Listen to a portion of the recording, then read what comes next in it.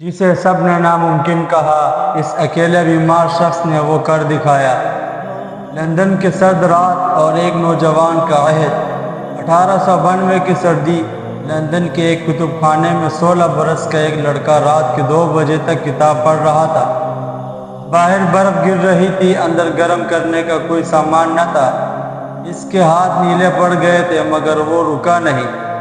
ساتھیوں نے کہا، جناح چھوڑو، واپس ہندوستان چلے جاؤ، وکیل بننا تم جیسے لوگوں کا کام نہیں۔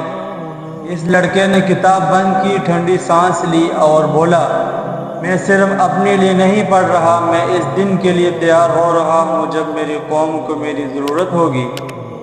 صرف 3 برس میں 19 برس کی عمر میں وہ ولایت کا سب سے کم عمر ہندوستانی وکیل بن گیا۔ واپس ممبئی آیا تو لوگوں نے کہا، اب دولت کماؤ۔ اس نے عدالت میں مقدمے لڑنا شروع کیے۔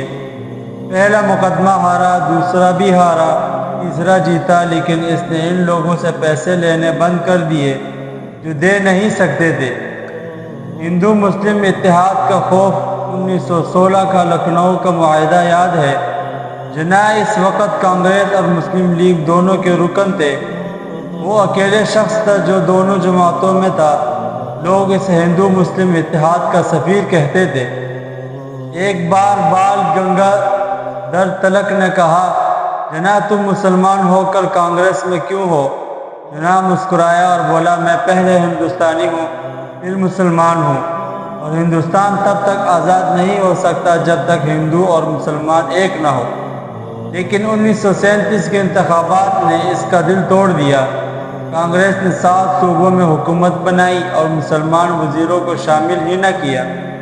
نہرو نے کہا، ہندوستان میں صرف 2 جماعتیں ہیں، کانگریس اور انگریز۔ جناح نے اخبار میں بیان دیا، نہیں، تیسری قوم بھی ہے، مسلمان۔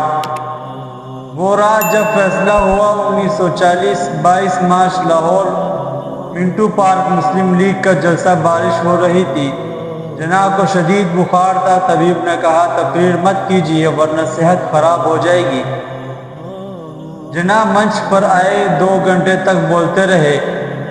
آواز میں لرزاہٹ تھی لیکن الفاظ لوہے کے تھے۔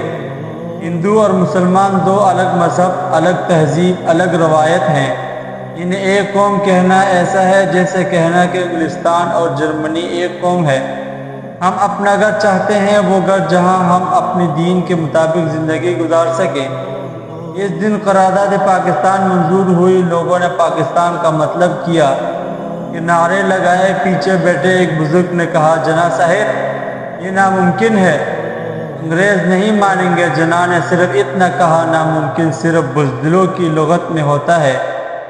بیمار شیر کی آخری جنگ۔ 1947 تک جناح کو پھیپھڑوں کا مرض لگ چکا تھا۔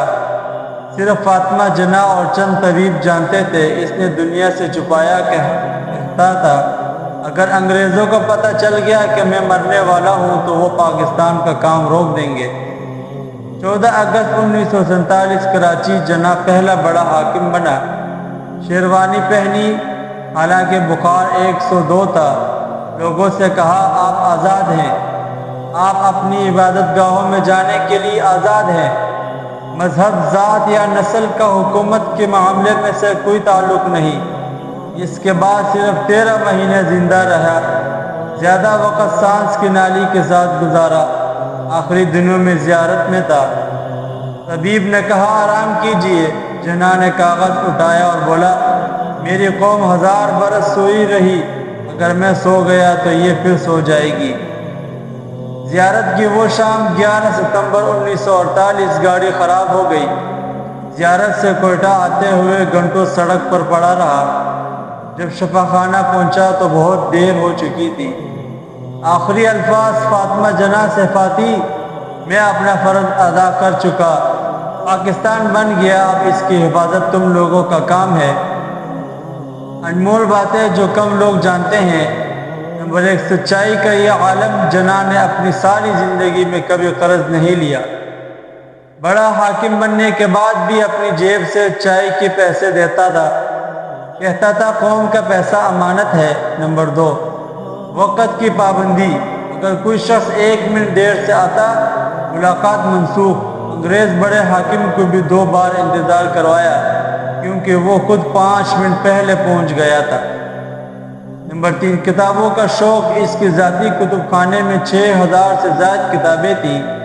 ہر کتاب پر اس کے نشان تھے۔ مرنے کے بعد وہی کتابیں پاکستان کے پہلے قومی کتب خانے کو دے دی گئی۔ نمبر 4، وہ انگریز منصف۔ ایک انگریزی منصف نے جناح کے خلاف فیصلہ دیا۔ جناح نے عدالت میں کھڑے ہو کر ثبوت سے ثابت کیا کہ منصف غلط ہے۔ منصف نے فیصلہ واپس لیا اور کہا، جناب جناح، کاش ہندوستان میں آپ جیسے اور لوگ ہوتے۔ سبق کیا ملتا ہے؟ جناح نے ہمیں سکھایا، کردار مستقل مزاجی اور قوم پر یقین ہو تو ناممکن کچھ نہیں۔ وہ کہتا تھا، کام کام اور بس کام۔ اگر تم زندگی میں ہار ماننے لگو تو صرف یہ سوچ لینا، ایک بیمار اکیلا آدمی جس کے پاس نہ فوج تھی نہ دولت، اس نے دنیا کا نقشہ بدل دیا صرف اس لیے کہ اس کا یقین پتھر سے زیادہ مضبوط تھا۔ اگر آپ کو میری ویڈیو اچھی لگی تو ویڈیو کو شیئر کر کے مزید ویڈیو کے لیے ہمارے چینل کو سبسکرائب کر دیں۔ پاکستان زندہ باد۔ السلام علیکم۔